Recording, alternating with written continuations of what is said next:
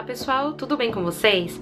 Hoje eu vim aqui fazer um vídeo contando um pouquinho das coisas que nós vimos de diferente na Sarah desde que ela nasceu, né? De como descobrimos que ela é autista, tá bom? Espero que vocês gostem. Não se esqueça de deixar o seu like, comentar aqui abaixo e compartilhar com a maior quantidade de pessoas possível. Então, eu tenho tudo escrito, né, em folhas, em cadernos, de tudo que vem acontecendo desde que a Sarah nasceu. Então eu vou estar sempre olhando aqui, porque eu vou estar lendo direitinho pra mim não esquecer de nada, porque é muita coisa. Mas eu tenho já cartas escritas desde o início, então eu vou contando pra vocês. Se eu ver que o vídeo vai ficar muito longo, eu faço a parte 2 pra vocês. Se não, estará tudo aqui nesse vídeo. Vamos lá. Primeiro, a Sarah sempre teve a dificuldade com a textura dos alimentos, desde os 5, 6 meses, né? Claro que todo pai, toda mãe começa com a introdução alimentar desde os 5, 6 meses por aí, né? Cada criança no seu tempo, mas desde os 5 meses da Sarah comecei a tentar introduzir alimentos para ela e ela sempre teve dificuldade com tudo, com a textura, com tudo. Para vocês que não sabem, eu amamentei a Sarah somente o primeiro mês de vida dela, porque desde cedo descobrimos que ela era intolerante à lactose, que eu também sou, que é algo super chato, super ruim.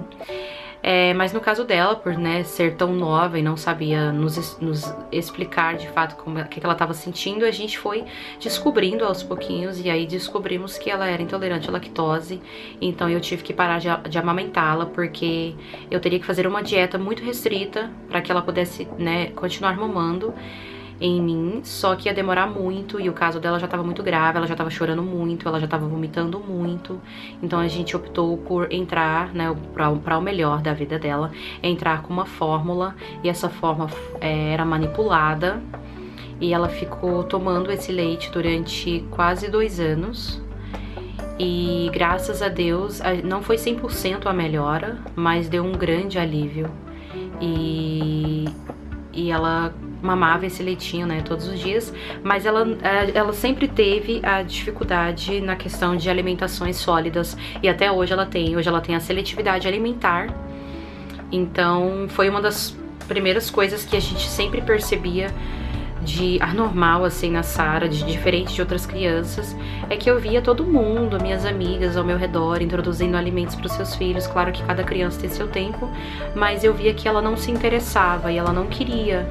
Eu fazia todo aquele planejamento, fazia uma receita, comprava os alimentos e tentava fazer tudo dentro de casa. Apresentava para ela os alimentos diferentes, tudo, e ela nunca gostou. Outra coisa que a Sarah, ela andou por bastante tempo nas pontas dos pés. Sim, uma grande maioria das crianças autistas andam nas pontas dos pés. Mas eu achava aquilo super normal, super bonitinho. E eu pensava, não, ela tá aprendendo ainda, então ela vai andar nas pontas dos pés. Mas antes dela começar a andar na ponta dos pés, ela demorou muito a aprender a engatinhar. E quando ela aprendeu a engatinhar, ela mal aprendeu, ela já começou a andar. E eu falava, gente, meu sonho era ver a Sarah engatinhando por bastante tempo dentro da casa, engatinhando pra lá e pra cá, aquela coisa mais fofinha. E ela demorou muito a aprender a engatinhar, e quando ela mal aprendeu a engatinhar, ela já começou a andar. Claro, por um lado é super bom, mas foi uma coisa super rápido, e eu falava, meu Deus, para algumas coisas ela tá bem atrasada e para as outras coisas ela tá bem evoluída. Outra coisa também, a Sarah sempre tampava, e até hoje tampa muito os ouvidos e fica fazendo assim. Hoje em dia mesmo ela enfia os dedinhos assim até lá no fundo, que chega a ficar vermelho. E a gente sempre achava isso muito estranho e eu pensava, a Sarah deve estar com algum problema de audição, tá acontecendo alguma coisa. E levamos ela para o médico para examinar, que já foi a coisa mais louca do mundo, porque a Sarah nunca gostou de tocar nela. Eu me lembro como se fosse hoje, essa primeira vez que a gente levou ela para eles dar uma olhada se tinha alguma coisa no ouvido dela.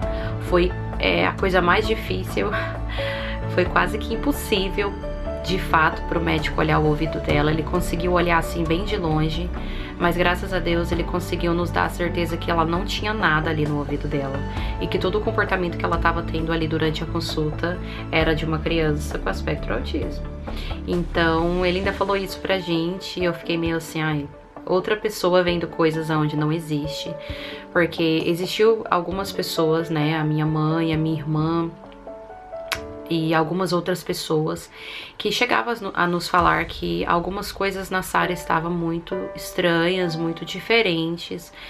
E claro, cheguei a ficar chateada por inúmeras vezes, porque uma grande maioria das pessoas não sabem como falar sobre esse assunto, como chegar nos pais falando sobre esse assunto. E se as pessoas não tiverem cuidado para tocar nesse assunto conosco, a gente acaba ficando muito chateado. E hoje em dia, querendo ou não, né, nós seres humanos acabamos vendo o problema às vezes onde não existe. Então eu ficava pensando que as pessoas estavam vendo o problema onde não existia, e que cada criança tem seu tempo, e que isso pra mim era super normal.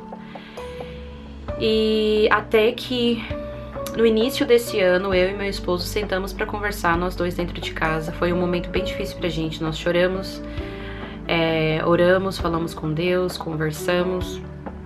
E a gente de fato decidiu começar a assistir mais vídeos sobre o caso, começamos a investigar, aprofundar, né, mais sobre o assunto. Vimos vários vídeos de médicas, de pessoas especialistas, e começamos a analisar a Sara, se tudo aquilo que estava dentro do espectro do autista ela tinha, né? Se era tudo aquilo que a gente estava vivenciando com ela. E foi onde nós fomos escrevendo, foi onde a gente foi analisando, e foi onde a gente tirou a conclusão de que realmente ela tinha uma condição aí bem diferente das crianças típicas, e decidimos buscar ajuda. Então, no início desse ano de 2022, foi mais ou menos, né, final de janeiro para fevereiro, que nós decidimos de fato aceitar e acreditar de que algo estava pegando e que a gente tinha que buscar ajuda e apoio o mais rápido possível, porque quanto mais cedo, né, tem a intervenção, melhor e a criança tem mais ajuda, mais apoio, né, e muitas coisas boas podem acontecer. Outra coisa também, ela sempre teve muito ataques de nervo. Do nada, ela dava um ataque de nervo e começava a chorar e começava a gritar e se mordia.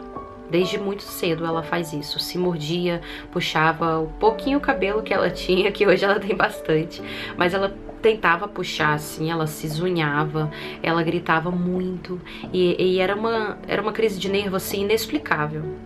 Eu falava, não, mas isso ela tá só nervosa, mas aí a gente analisava, mas por qual motivo? O que tá acontecendo?